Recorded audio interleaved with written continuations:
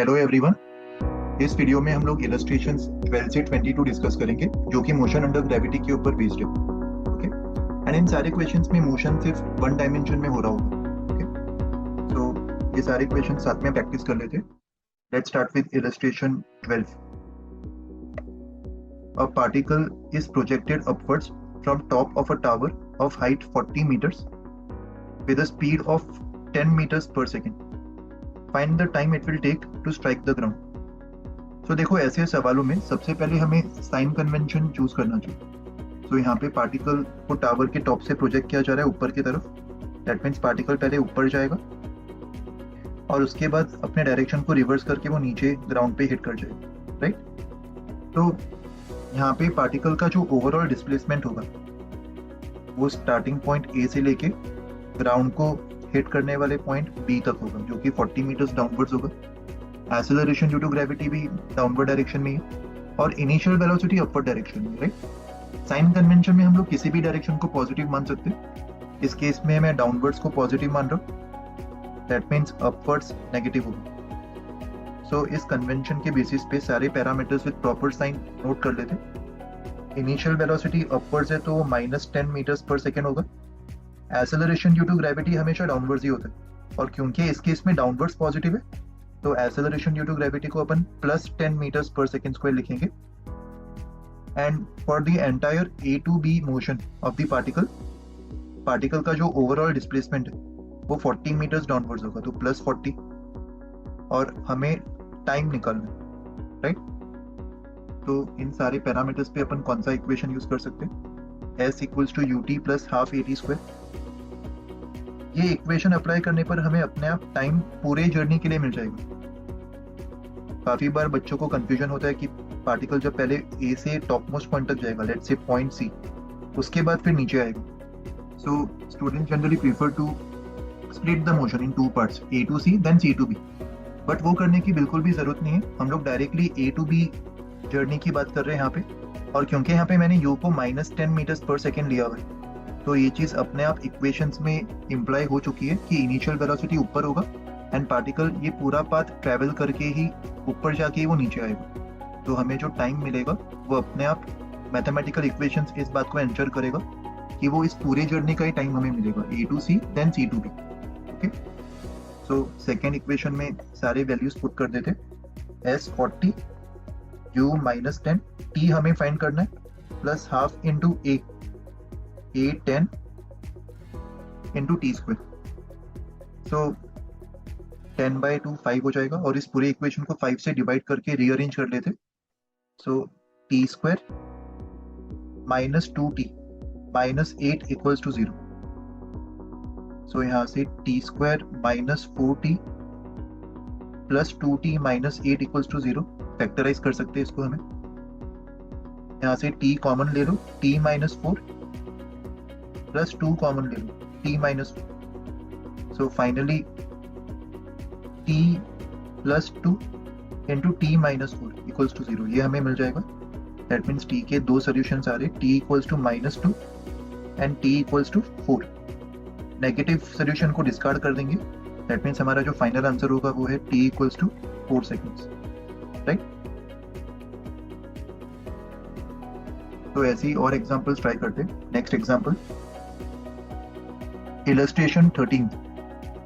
A particle is projected vertically upwards.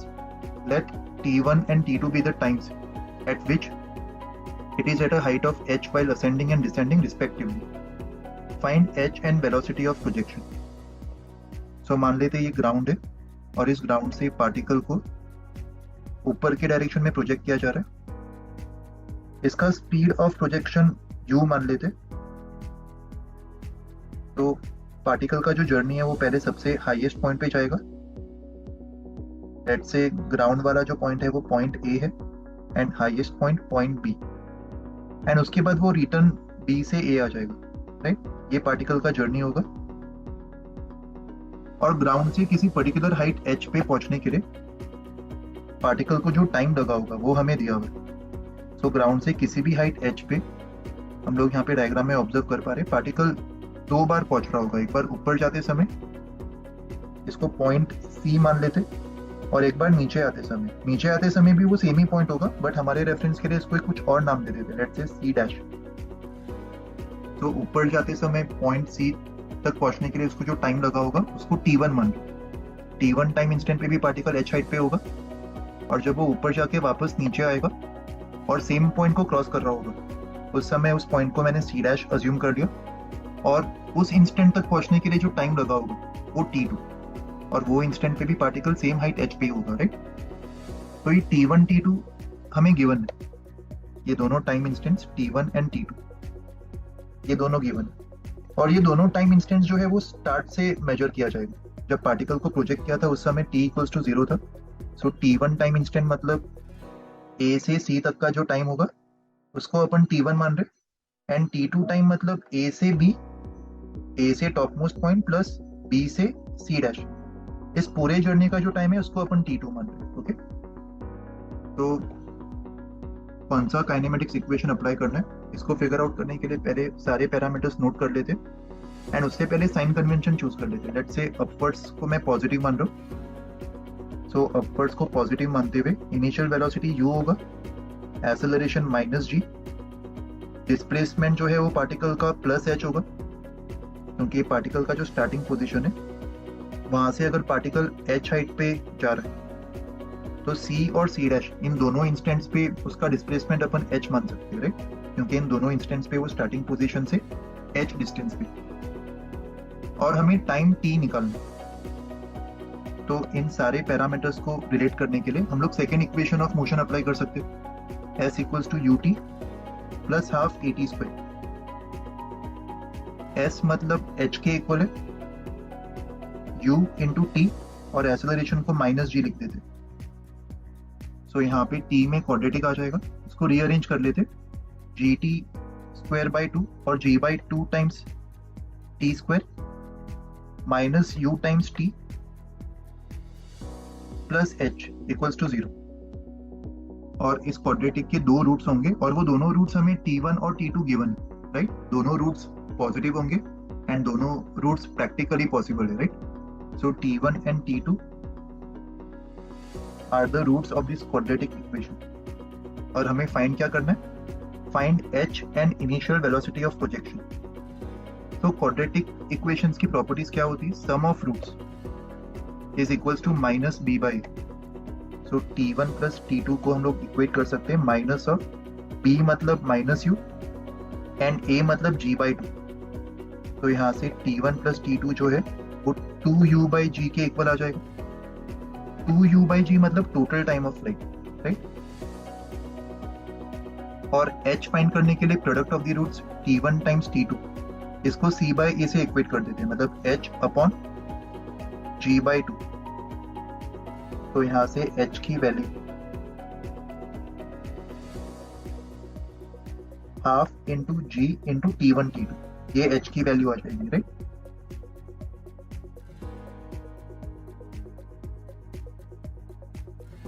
ऊपर वाली expression में भी हमें u निकालना था, राइट। सो u को भी हम फाइंड कर सकते हैं, इक्वेशन को रीअरेंज करने पर हमें u मिल जाएगा g by 2 times T1 plus T2। Initial speed of projection ये भी हमें T1 और T2 के टर्म्स में मिलना है, ओके।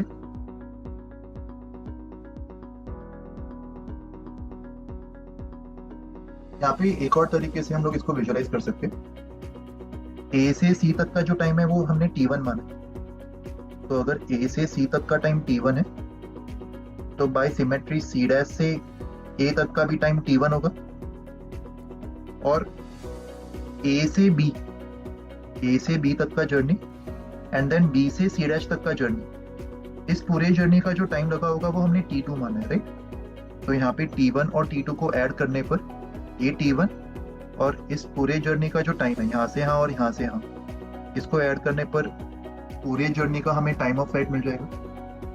तो इससे भी हम लोग ऑब्जर्व कर सकते हैं कि T1 प्लस T2 जो है वो total time of flight T के इक्वल आएगा 2u बाई g, और सबको टोटल टाइम ऑफ फ्लाइट का फॉर्मूला पता होना चाहिए, राइट। और वही हमें यहाँ पे इक्वेशन मिल रहा था, T1 plus T2 equals to 2u by g, और इसी को रीअरेंज करने पर हमें u भी मिल जाएगा, ओके। नेक्स्ट सवाल देखते हैं अभी, question number 14, illustration 14. A parachute is bails out from an aeroplane and after dropping through a distance of 40 meters, he opens parachute and decelerates at 2 meters per second square. If he reaches the ground with a speed of 2 meters per second, how long is he in the air and at what height did he bail out? So मान लेते हैं आदमी का जो height है ground से वो h के इक्वल है, h हमें फाइंड करना है, और जब वो प्लेन से कूदा होगा उस समय उसका इनिशियल वेलोसिटी 0 मान लेते, हाइट h और यहाँ पे उसका इनिशियल वेलोसिटी 0 होगा। इनिशियली उसका पैराशूट ओपन नहीं था, दैट मीन्स इनिशियली जब पैराशूट ओपन नहीं है उस समय उसका फ्री फॉल हो रहा होगा और उस समय उसका एक्सेलरेशन g डाउनवर्ड्स होगा, और ये कब तक होगा? while dropping through a distance of 40 meters. तो इसको पॉइंट A मान लेते, A से B तक 40 मीटर्स वो ड्रॉप करेगा और 40 मीटर्स ड्रॉप करके वो पॉइंट B पे पहुंच रहा है, राइट? दैट मींस ये जो 40 मीटर्स है वो उसका फ्री फॉल हो रहा होगा। सो A से B तक का डिस्टेंस हमें पता है 40 मीटर्स एंड B के बाद उसका पैराशूट ओपन हो रहा है एंड पैराशूट ओपन होने के बाद B से लेके ग्राउंड तक का जो उसका जर्नी होगा, ग्राउंड के पॉइंट को पॉइंट C मान लेते। तो B से ग्राउंड तक का जो जर्नी है इसमें उसका डिसेलरेशन दिया हुआ है 2 metres per second square. Deceleration मतलब acceleration 2 metres per second square ऊपर की तरफ होगा, right, opposite to the velocity. So यहाँ पे अपन पूरे मोशन को दो पार्ट्स में डिवाइड कर सकते हैं। सबसे पहले A टू B वाला जर्नी देखते। तो A टू B के जर्नी में इनिशियल वेलोसिटी 0 होगा, एक्सेलरेशन g डाउनवर्ड्स, और g की वैल्यू हमेशा ध्यान रखना, g की वैल्यू अगर सवाल में कुछ गिवन है तो उसी को हम यूज करेंगे। तो यहाँ पे g 9.8 metres per second square दिया होगा, ओके। Displacement 40 metres. तो इस इंफॉर्मेशन से अपन फाइनल वेलोसिटी निकाल सकते हैं, और A से B तक का जो फाइनल वेलोसिटी है वो पॉइंट B का वेलोसिटी होगा।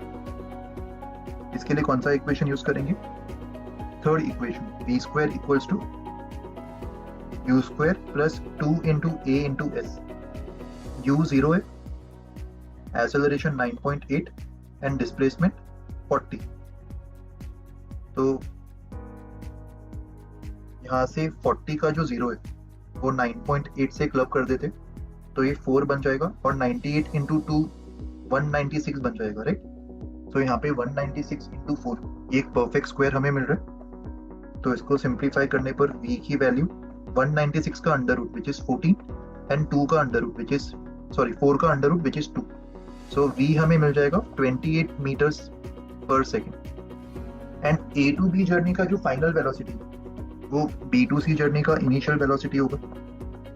एक बार सवाल में वापस चेक कर लेते, हमें फाइंड क्या क्या करना है। How long is he in the air? So total time हमें निकालना है। सो टोटल टाइम निकालने के लिए A टू B जर्नी का भी टाइम निकाल लेते हैं। सो A टू B जर्नी का टाइम निकालने के लिए हम लोग फर्स्ट इक्वेशन यूज कर सकते हैं। अभी फाइनल वेलोसिटी मिल चुका है हमें। So v equals to u plus 80, 28 equals to u0 plus 9.8 times, इसको t1 मान लेते हैं ये वाले टाइम को। तो इसको सिंप्लीफाई करने पर t1 हमें मिल जाएगा 28 अपॉन 9.8, और इसकी वैल्यू अप्रोक्सीमेटली 2.86 सेकेंड्स के इक्वल आ जाएगी, ओके। सो ये पहले पार्ट का टाइम है। अभी B टू C जर्नी में जो इनिशियल वेलोसिटी होगा वो 28 मीटर्स पर सेकेंड होगा। A टू B जर्नी का जो फाइनल वेलोसिटी है वो, एंड एक्सेलरेशन जो है उसको अपन -2 मीटर्स पर सेकेंड स्क्वायर लिखेंगे, ओके। इन सारे एक्सप्रेशंस में हम लोग ने डाउनवर्ड डायरेक्शन को पॉजिटिव माना था, ओके, और यहाँ पे भी अपन डाउनवर्ड्स को ही पॉजिटिव मान रहे। तो एक्सेलरेशन क्योंकि अपवर्ड्स होगा इसलिए वो -2 मीटर्स पर सेकेंड स्क्वायर लेंगे। और क्या इंफॉर्मेशन दिया हुआ है हमें B टू C जर्नी के लिए? फाइनल वेलोसिटी हमें गिवन है, फाइनल वेलोसिटी इज 2 मीटर्स पर second, right.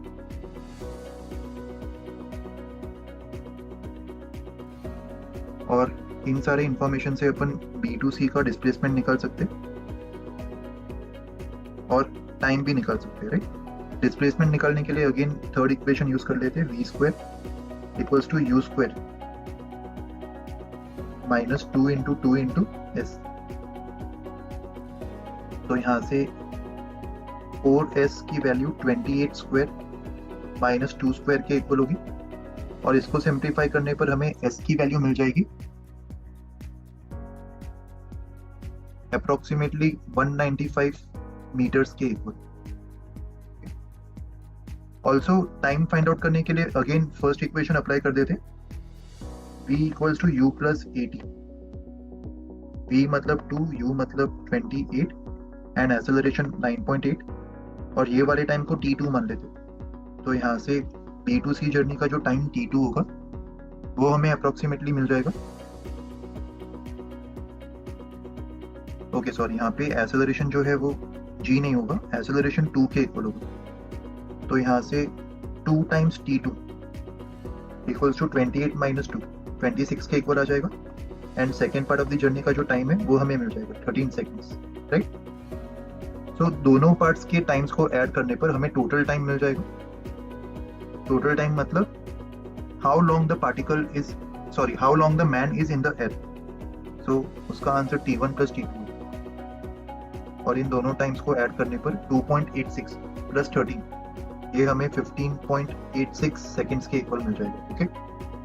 And also from what height he jumped, इसको फाइंड करने के लिए हम लोग ये वाला डिस्प्लेसमेंट 40 मीटर्स और ये वाला डिस्प्लेसमेंट 195 मीटर्स, इन दोनों को ऐड कर देंगे।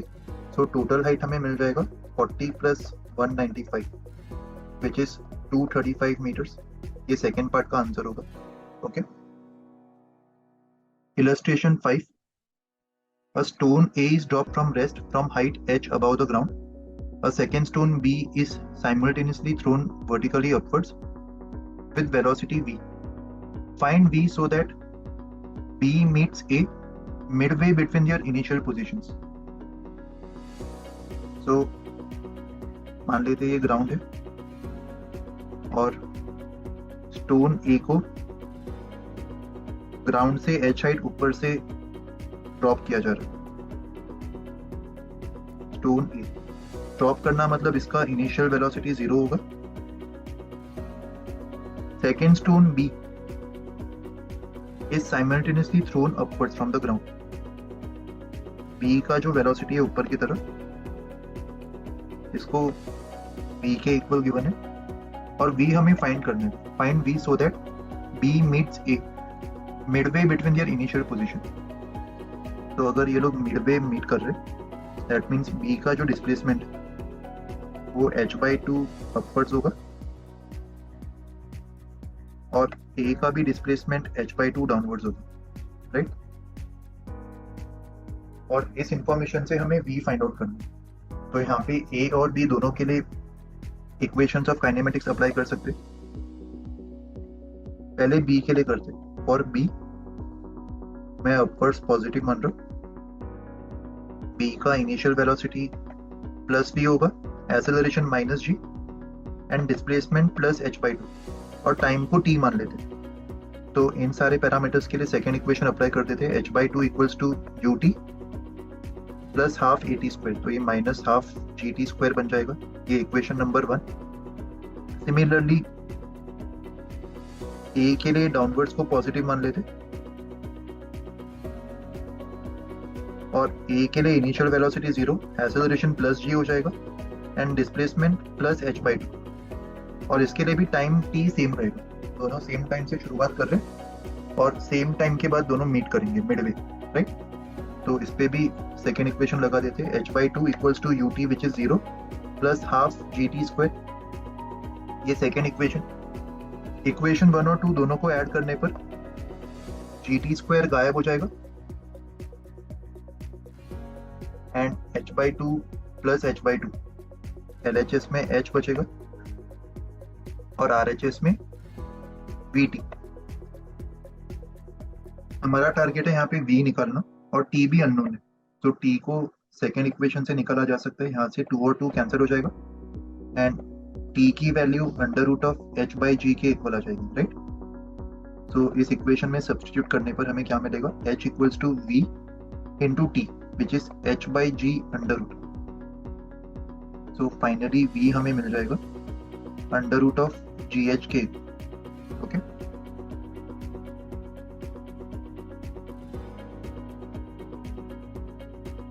illustration 16. A body is dropped from rest from height h. It covers 9h by 25 distance in the last second of fall. Find height h. So अगर ये ग्राउंड लेवल है, पार्टिकल को ground से h height से drop किया जा रहा है, दैट मीन्स इसका इनिशियल वेलोसिटी हम लोग 0 मान सकते हैं, राइट? और टोटल टाइम ऑफ फॉल अगर अपन n मान ले, let's say n is the total time, तो जो लास्ट सेकंड ऑफ फॉल होगा, लास्ट सेकंड में 9h by 25 ट्रेवल करना, मतलब ये basically distance travelled in nth second होगा, क्योंकि टोटल टाइम ऑफ फॉल को मैं n मान रहा हूँ और 9h by 25 जो है वो लास्ट सेकंड में उसने उतना डिस्टेंस कवर किया होगा, एंड लास्ट सेकंड मतलब nth सेकंड हो जाएगा, distance travelled in nth second, right? ये हमें दिया हुआ है 9h by 25 and distance travelled by nth second का हमें ऑलरेडी फॉर्मूला पता है. सो 9h by 25 को हम लोग इक्वेट कर सकते हैं u plus a n minus half से, राइट? और यहाँ पे u 0 होगा, सो ये simply a into n minus half हो जाएगा. ऑल्सो एसेलरेशन को अपन g मान सकते हैं, अज्यूमिंग डाउनवर्ड्स पॉजिटिव, एसेलरेशन को प्लस g ले लेंगे and displacement distance travelled in nth second वो भी डाउनवर्ड्स ही होगा, तो उसको भी अपन पॉजिटिव ही दे रहे हैं, पॉजिटिव 9h by 25. तो वैल्यूज पुट करने पर 9h by 25 equals to g n minus half, ये फर्स्ट इक्वेशन हमें मिल जाएगी.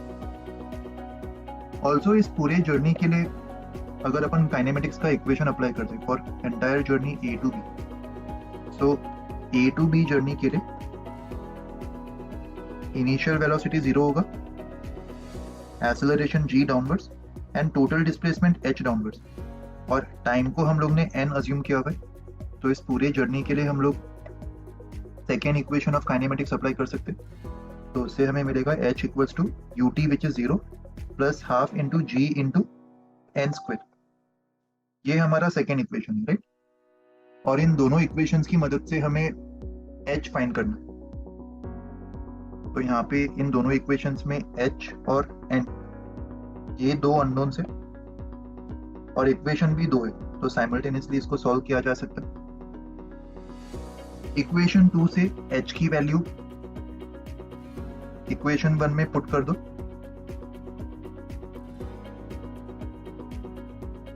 तो इक्वेशन 1 से क्या मिलेगा हमें, 9 by 25 इंटू h, और h को half into g into n square लिख सकते, और RHS में g into n minus half, तो यहाँ से g कैंसिल हो जाएगा और LHS में 9 by 50 times n square equals to 2n minus 1 upon 2. So ये 2 और 50 कैंसिल होके यहाँ पे 25 बन जाएगा. क्रॉस मल्टीप्लाई कर देते, 9n square equals to 50n minus 25, ये इक्वेशन आ जाएगा, right? Quadratic equation in n. सो इससे अगर एक बार हमें n मिल जाए, n की वैल्यू यहाँ पे सब्स्टिट्यूट करने पर h भी आ जाएगा, right? So 9n square minus 50n plus 25 equals to 0. So n की वैल्यू होगी माइनस b, मतलब minus of minus 50 plus 50 plus minus b square मतलब 2500 minus 4 into a into c upon 2 times a upon 18. So इसको simplify करने पर n की value हमें मिल जाएगी 50 plus minus 2500 minus 900 under root of 1600 which is 40 upon 18, right? ये हमें मिलेगा. तो n के दो आंसर्स आ रहे, एक होगा 50 माइनस 40 विच इज 10 by 18, और दूसरा 50 + 40/18 मतलब 90/18। और ये दोनों answers he positive, but total time of fall की वैल्यू 1 सेकेंड से कम नहीं हो सकती, राइट? क्योंकि यहाँ पे distance travelled in last second of the fall की बात हो रही है, मतलब definitely total time of fall जो है वो 1 सेकेंड से तो बड़ा ही होगा। तो इस लॉजिक से अपन 10/18 जिसकी वैल्यू 1 से कम है, ये वाले टाइम के सोल्यूशन को अपन डिस्कार्ड कर सकते हैं। एंड 90/18 मतलब 5 सेकेंड्स, इसको अपन एक्सेप्ट कर सकते हैं, राइट? सो टाइम जो है वो 5 सेकेंड्स के इक्वल आ जाएगा, और इस टाइम को इक्वेशन 2 में सब्सटीट्यूट कर दो तो उससे हमें एच भी मिल जाएगा। h will be equals to half into g की वैल्यू 10 मान लेते, into n square, n मतलब time, so 5 square, right? so 10/2 5 into 5 square मतलब 125 meters, ये हमें हाइट मिल जाएगी। Okay, illustration 17, a stone is dropped from rest from top of a cliff, a second stone is thrown vertically downwards from the same point with 30 meters per second velocity 2 seconds later. At what distance from the top of the hill will the two meet? Okay, so सबसे पहले top of the Cliff को ये वाला level मान लेते, इसको represent कर लेते पॉइंट ए से। तो यहाँ से फर्स्ट स्टोन को ड्रॉप किया जा रहा है, दैट मीन्स फर्स्ट स्टोन का इनिशियल वेलोसिटी 0 होगा, और सेम पॉइंट से सेकेंड स्टोन को भी ड्रॉप किया जा रहा है, बट सेकेंड स्टोन को 2 सेकेंड्स के बाद फेंका जा रहा है, और सेकेंड स्टोन का जो डाउनवर्ड स्पीड है वो हमें दिया हुआ है 30 मीटर्स पर सेकेंड।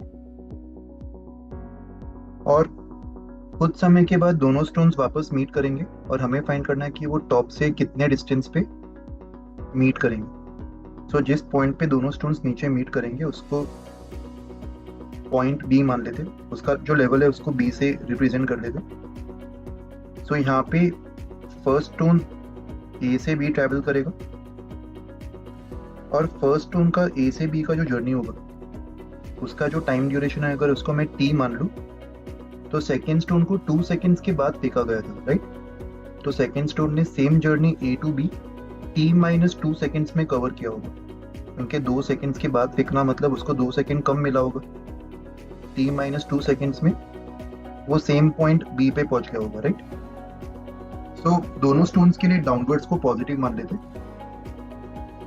यहाँ पे हमारा टारगेट है ये डिस्टेंस निकालना ए से बी तक का, तो यहाँ पे एक अननोन h होगा एंड दूसरा अननोन t, और ये दोनों अननोन्स को फाइंड आउट करने के लिए हमें 2 इक्वेशंस की जरूरत पड़ेगी, राइट? एंड वो दोनों इक्वेशंस इन दोनों स्टोन से हमें मिल जाएगा। सो फर्स्ट स्टोन के लिए initial velocity 0, displacement h downwards तो पॉजिटिव होगा क्योंकि डाउनवर्ड्स को पॉजिटिव मान रहे, एक्सेलरेशन g डाउनवर्ड्स तो इसको भी +g लिख देंगे, and time t first stone के लिए। तो फर्स्ट स्टोन के लिए second equation of kinematics apply कर देते, h equals to ut which is 0 plus half gt², ये पहला इक्वेशन हमें मिल जाएगा। सिमिलरली सेकेंड स्टोन के लिए इनिशियल वेलोसिटी जो है वो 30 मीटर्स पर सेकेंड डाउनवर्ड्स दिया हुआ है, सो ये +30 होगा, डिस्प्लेसमेंट सेम होगा, एक्सेलरेशन भी सेम होगा, बट इसके लिए जो टाइम है वो t-2 सेकेंड्स होगा, राइट? तो इसके लिए अगर अपन सेकेंड इक्वेशन अप्लाई करते हैं,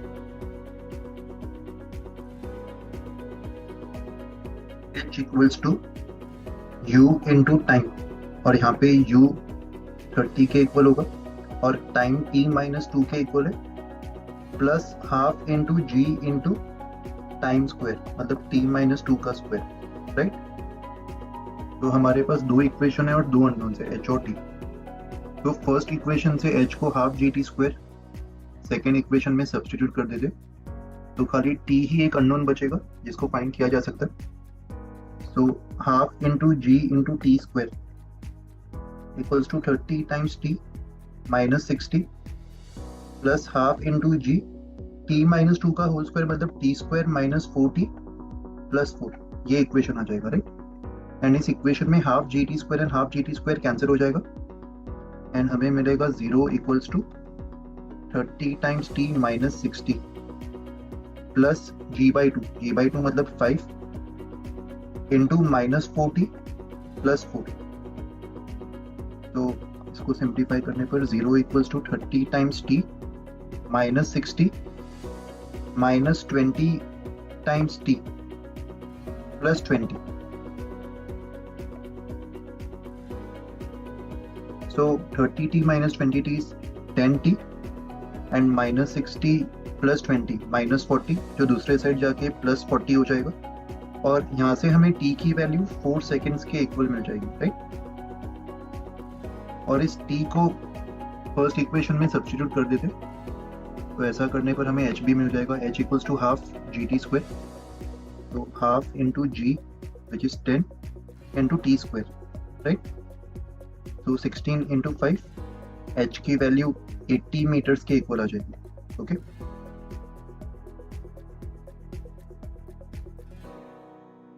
Illustration 18. A stone falling from top of a vertical tower has descended x meters when another is let fall from a height of y meters below the top. If they fall from rest and reach the ground together, show that the height of the tower is x plus y square upon 4x. So मान लेते हैं ये tower है और ये ground level.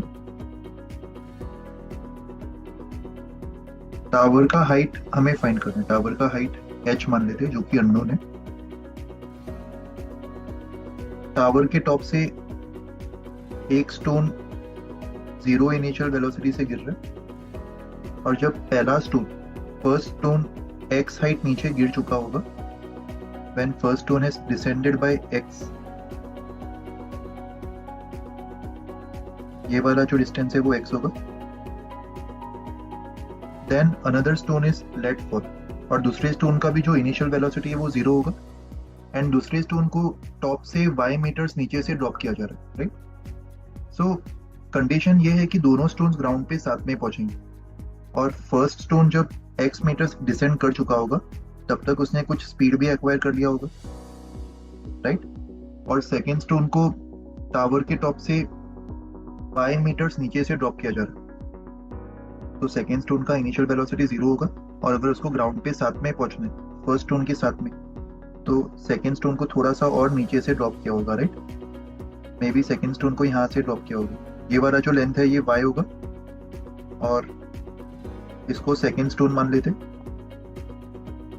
और second stone का जो हाइट ऑफ ड्रॉप है ये वाला, सेकेंड स्टोन का जो हाइट ऑफ ड्रॉप है उसको h माइनस y मान सकते।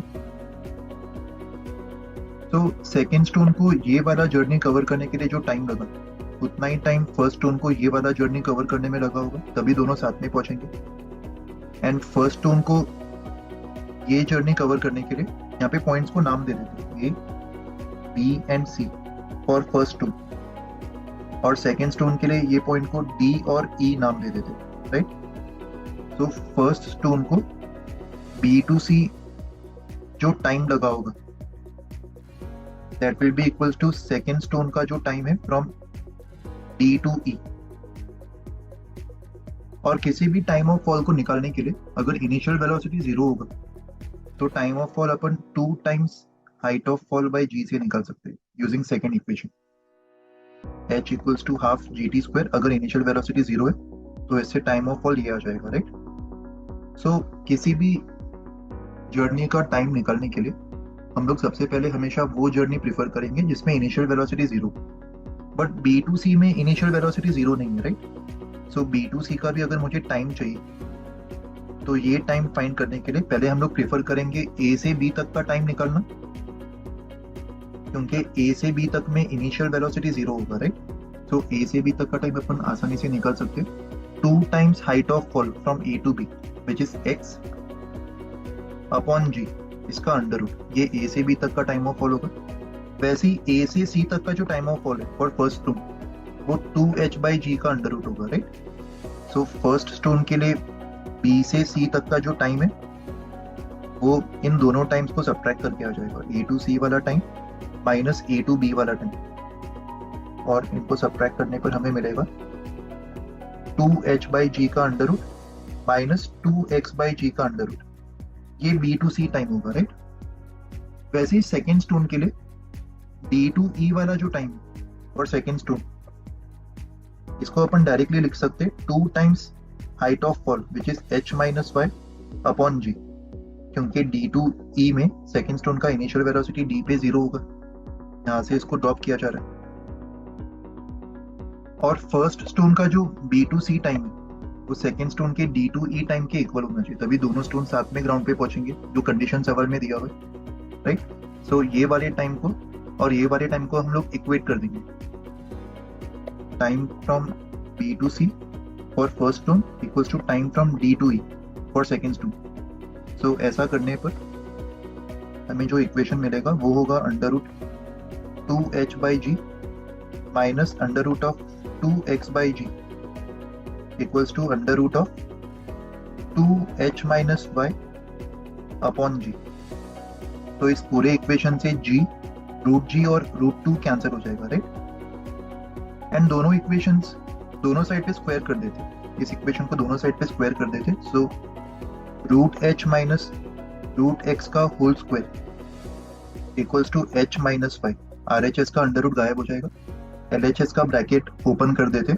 सो हमें मिलेगा h plus x minus 2 times root h into root x equals to h minus y, right. So यहाँ से h और h कैंसिल हो जाएगा। हमारा टारगेट है h निकालना। सो इसको सिंप्लीफाई करने पर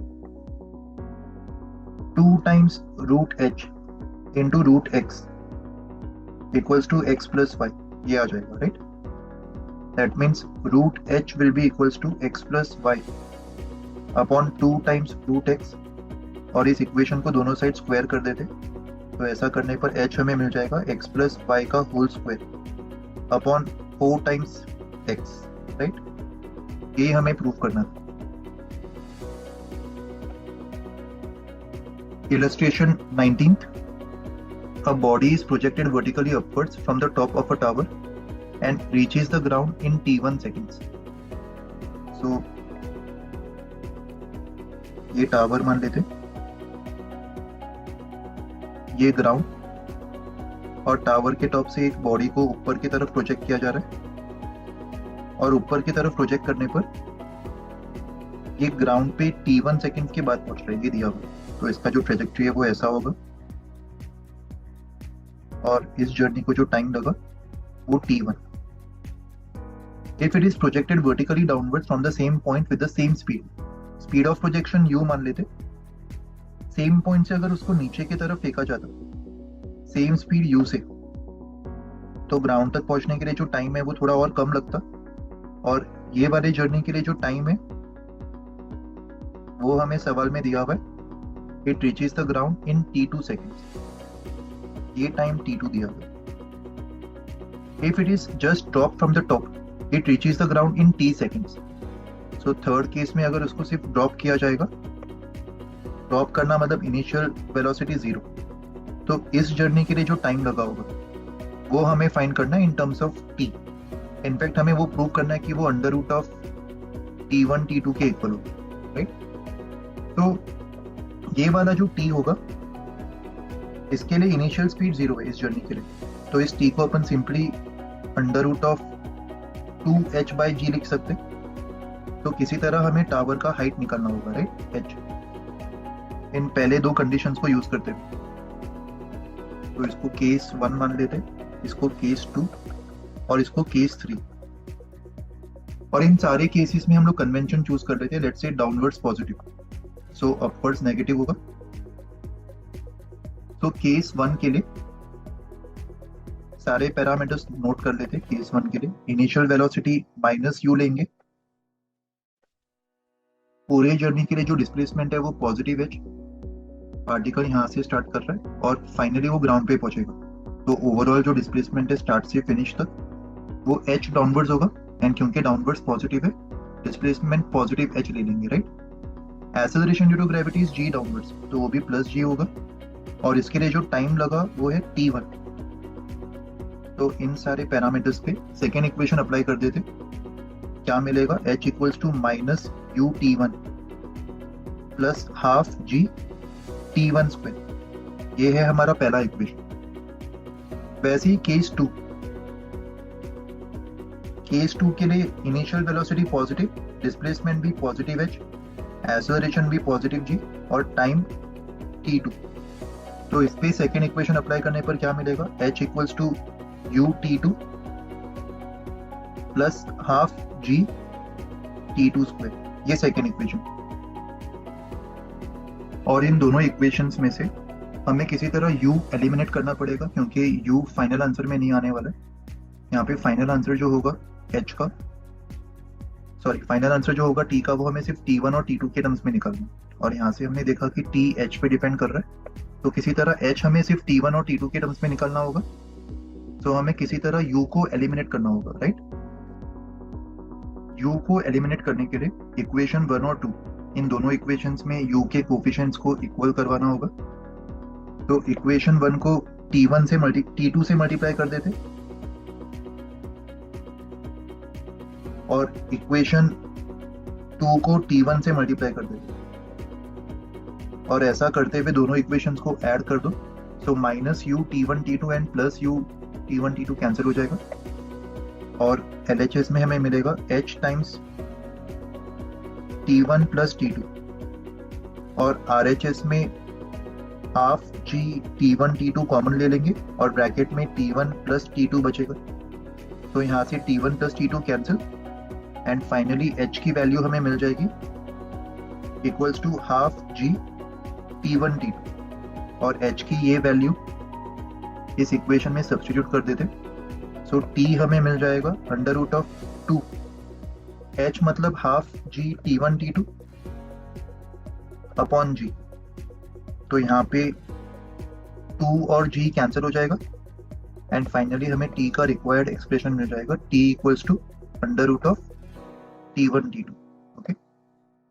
Illustration 20. Water drops fall at regular interval from a tap. At an instant, when the fourth drop is about to leave the tap, find the ratio of separation between 3 successive drops below the tap. तो ये वाला जो drop है वो first drop सबसे नीचे होगा, ये सेकेंड ड्रॉप, ये third drop, and fourth drop जो है वो जस्ट अभी लीव करने वाला है टैप को, राइट। और वाटर ड्रॉप्स हर रेगुलर टाइम इंटरवल के बाद टैप से गिर रहे होंगे, तो उस रेगुलर टाइम इंटरवल को एक वेरिएबल असाइन कर लेते हैं, let's say regular time interval after which the drops are falling off the tap is equals to t naught. और फर्स्ट ड्रॉप जब टैप से निकला होगा उस टाइम इंस्टेंट को t इक्वल्स टू 0 मान लेते हैं, right. That means second drop जो है वो टैप से t नॉट टाइम के बाद निकला होगा, third drop 2t not time के बाद, एंड फोर्थ ड्रॉप जब निकला उस समय टाइम इंस्टेंट 3t नॉट होगा, right. That means first drop already t equals to 3t naught time के लिए फ्री फॉल कर चुका है, सेकेंड ड्रॉप जो है वो 2t नॉट टाइम के लिए फ्री फॉल कर चुका होगा, एंड थर्ड ड्रॉप जो है वो सिर्फ t नॉट टाइम के लिए फ्री फॉल किया होगा, राइट। क्योंकि थर्ड ड्रॉप के निकलने के t नॉट टाइम बाद ही फोर्थ ड्रॉप निकला होगा, और ये डिस्टेंसेस को x1, थर्ड और सेकेंड ड्रॉप के बीच में जो डिस्टेंस है इसको x2, and second and first drop के बीच में जो डिस्टेंस है इसको x3 मान लेते। सो इन डिस्टेंसेस का हमें रेशियो फाइंड करना है, राइट। तो x1, x2 और x3 फाइंड आउट करने के लिए फर्स्ट, सेकेंड और थर्ड ड्रॉप्स के ऊपर सेकेंड इक्वेशन अप्लाई कर देते। सो थर्ड ड्रॉप की अगर अपन बात करते, थर्ड ड्रॉप के लिए जो A to B का जर्नी होगा उसमें इनिशियल वेलोसिटी 0 होगा, एक्सेलरेशन g डाउनवर्ड्स को पॉजिटिव मान लेते सबके लिए, एंड टाइम जो है थर्ड ड्रॉप के लिए for A to B journey वो t नॉट होगा, time instant. So third drop ने जो AB डिस्टेंस ट्रेवल किया होगा सेकेंड इक्वेशन से वो simply half g t not square के एक बार आ जाएगा, एंड AB डिस्टेंस मतलब x1, राइट। तो ये x1 हमें मिल गई। सिमिलरली x2 फाइंड आउट करने के लिए, B to C distance find out करने के लिए पहले A to C डिस्टेंस निकाल लेते। A to C डिस्टेंस क्यों निकाल रहे हैं, क्योंकि A to C डिस्टेंस में इनिशियल वेलोसिटी 0 होगा, और सेकेंड ड्रॉप के लिए A to C का जर्नी देखते। ए टू सी के जर्नी में भी initial velocity 0 and time of fall जो है वो 2t नॉट होगा for second drop, acceleration same g। So distance AC यहाँ से हमें मिल जाएगा using second equation again, ut0 plus half g 2t not का स्क्वायर। सो यहाँ से AC डिस्टेंस जो है वो 4 times half g t not square आ जाएगा। और जो x2 डिस्टेंस होगा, x2 डिस्टेंस को लिखा जा सकता है A टू C डिस्टेंस, ये वाला, माइनस x1 डिस्टेंस, राइट। सो x2 भी यहां से हमें मिल जाएगा, A टू C मतलब 4 times half g t not square and x1 मतलब half g t not square, तो ये 4 minus 1 times half g t not square हो जाएगा, राइट। सो यहां से हमें x2 मिल जाएगा 3 times half g naught square, sorry half g t not square, ये x2 होगा। x2 मतलब separation between second and third drop, second और थर्ड ड्रॉप के बीच में जो सेपरेशन होगा उसको अपन x2 मान लें। फाइनली x3 निकालने के लिए फर्स्ट ड्रॉप का A टू D जर्नी देखते हैं। फर्स्ट ड्रॉप के लिए A टू D जर्नी में इनिशियल वेलोसिटी 0 होगा अगेन, और time duration 3t not, acceleration g। सो इसके लिए जो AD डिस्टेंस है वो half into g into 3t not का स्क्वायर आ जाएगा, right. And x3 distance find out करने के लिए AD माइनस AC कर देंगे, x3 equals to AD minus AC। अच्छा, यहाँ पे स्क्वायर करने पर AD जो है वो 9 times half g t not square आ जाएगा, और ये AD माइनस AC करने पर half g t not square common ले लो बाहर, एंड 9 माइनस 4 5 हो जाएगा, तो 5 times half g t not square, right. ये x3 होगा। सो हम लोग ने x1 x2 x3 ये तीनों निकाल लिए, तो इसका रेशियो लेने पर सब जगह से half g t not square cancel हो जाएगा एंड रेशियो 1:3:5 आ जाएगा, right. x1:x2:x3, the distance between successive drops will be equals to 1:3:5। और ये सेम पैटर्न आगे कंटिन्यू होगा, आगे के ड्रॉप्स जैसे जैसे और गिरते जाएंगे डिस्टेंसेस का जो रेशियो है वो 1:3:5:7 और इंटीजर्स के मल्टीपल्स में होगा, okay. Illustration 21. A ball is thrown upwards from ground with initial speed u. Ball is at a height of 80 meters at 2 time instants and time interval is 6 seconds. Find u. तो मान लेते हैं ये ground level से ball को ऊपर की तरफ प्रोजेक्ट किया जा रहा है with initial velocity u. u हमें फाइंड करना है, और ग्राउंड लेवल से बॉल 80 मीटर्स हाइट पे जब पहुंचेगा, इसके 2 टाइम इंस्टेंट्स होंगे, एक बार ऊपर जाते समय और एक बार वापस नीचे आते समय। सो 80 मीटर्स हाइट पे वो यहाँ पे भी होगा, ऊपर जाते समय पॉइंट A मान लेते और नीचे आते समय पॉइंट A' मान लेते, और यहाँ तक पहुंचने का जो ओवरऑल टाइम है फ्रॉम द स्टार्ट उसको T1 और T2 मान लेते। T1 and T2 are the time to reach the given height 80 metres, ये अज्यूम कर लेते, और हमें T2 minus T1 in time instants का जो डिफरेंस है, इन हाइट्स पे रीच करने का जो टाइम इंटरवल होगा वो हमें दिया हुआ है 6 सेकेंड्स। मतलब यहाँ से यहाँ तक का टाइम प्लस यहाँ से यहाँ तक का टाइम, ये टाइम हमें दिया हुआ है 6 सेकेंड्स। और ये जर्नी का जो टाइम है वो ग्राउंड से A' तक रीच करने का टाइम, इसको T2 मान लेते, एंड ग्राउंड से A तक रीच करने का टाइम, इसको T1 मान लेते। तो T1 और T2 का जो डिफरेंस होगा वो इनडायरेक्टली 6 सेकेंड्स के इक्वल दिया हुआ है, राइट। और इस इंफॉर्मेशन से हमें फाइंड क्या करना है, u, इनिशियल स्पीड। सो काइनेमेटिक्स का सेकेंड इक्वेशन अप्लाई कर देते हैं, assuming upwards positive, initial velocity u, acceleration minus g मतलब माइनस 10 मीटर्स पर सेकेंड स्क्वायर, डिस्प्लेसमेंट प्लस 80 और टाइम को t मान लेते। तो इस पे सेकेंड इक्वेशन अप्लाई करने पर क्या मिलेगा, s equals to ut plus half into a into t square. So 5t square minus u times t plus 80 equals to 0, ये आ जाएगा, राइट। और इस क्वाड्रेटिक इक्वेशंस के जो रूट्स होंगे वही t1 और t2 के इक्वल है, और difference of the roots t2 minus t1 गिवन है 6 सेकेंड्स के इक्वल। तो डिफरेंस ऑफ द रूट्स को अपन सम और प्रोडक्ट ऑफ द रूट्स के फॉर्म में एक्सप्रेस कर सकते हैं। मैथ्स के क्वाड्रेटिक इक्वेशन चैप्टर का एक स्टैंडर्ड तरीका होता है t2 माइनस t1 का square equals to t1 plus t2 का square minus 4 times t1 t2, right, ये लिखा जा सकता है।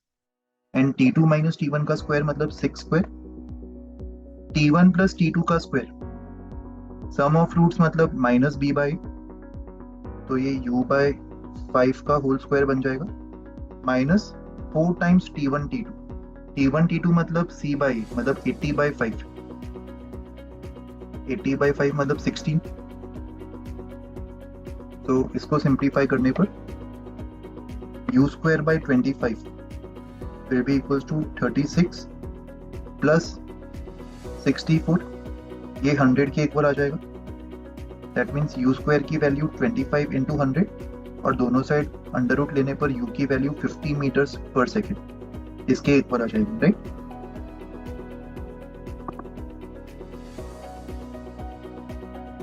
Illustration 22. A balloon starts from the ground with 1.25 meters per second square acceleration, and after 8 seconds, a stone is released from the balloon.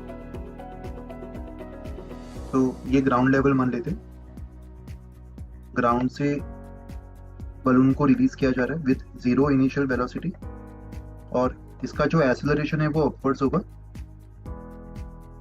Equals to 1.25 metres पर second square.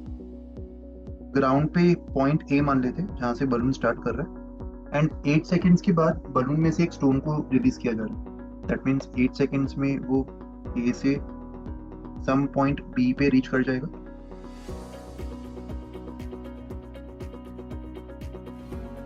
इसको point B मान लेते, और यहां तक पहुंचते पहुंचते इसका कुछ फाइनल वेलोसिटी एक्वायर हो गया होगा,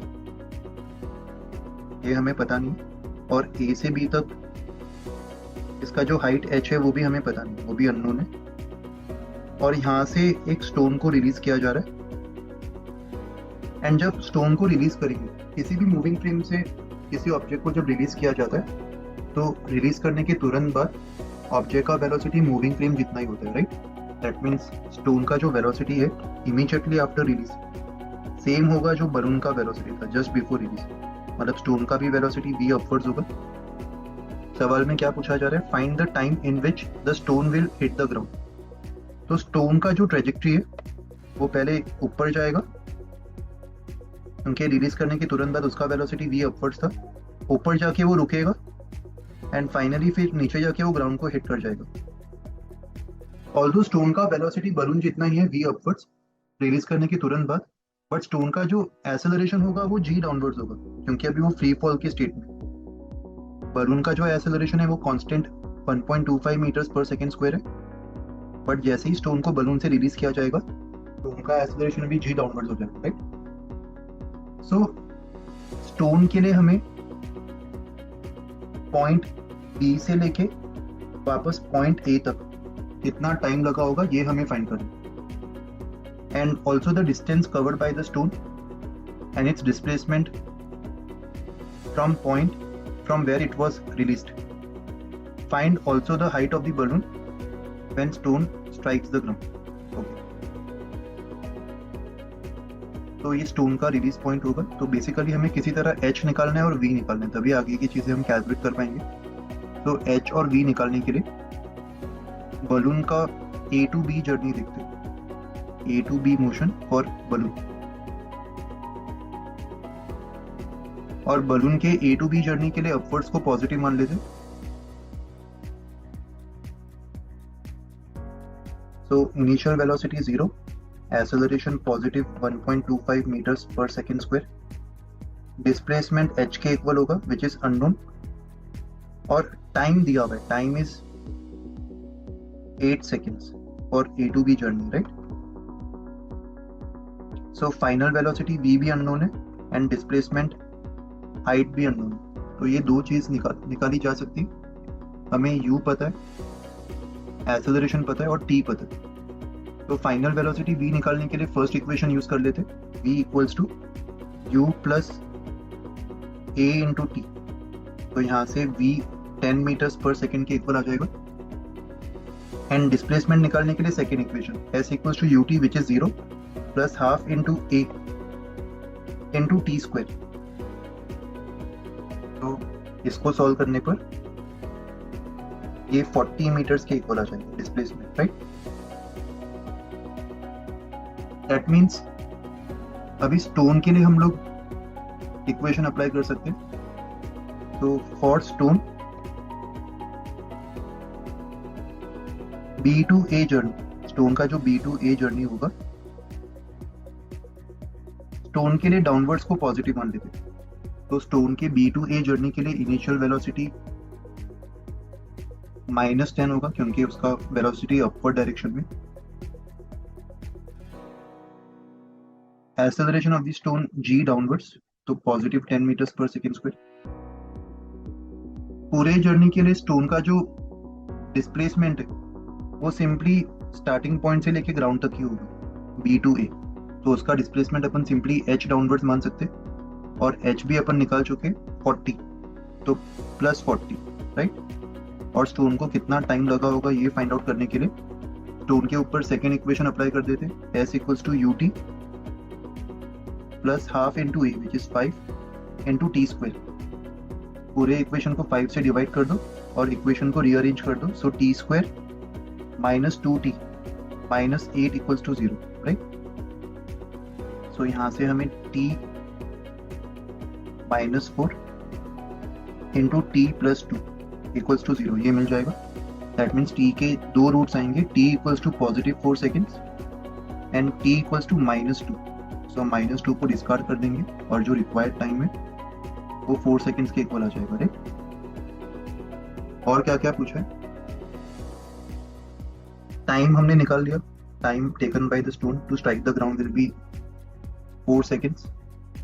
distance covered by the stone, तो स्टोन को रिलीज करने के बाद स्टोन सबसे पहले ऊपर ट्रैवल करेगा और ऊपर वो मैक्सिमम कितने हाइट तक जाएगा ये अपन फॉर्मूला से निकाल सकते हैं, h max equals to u square by 2g।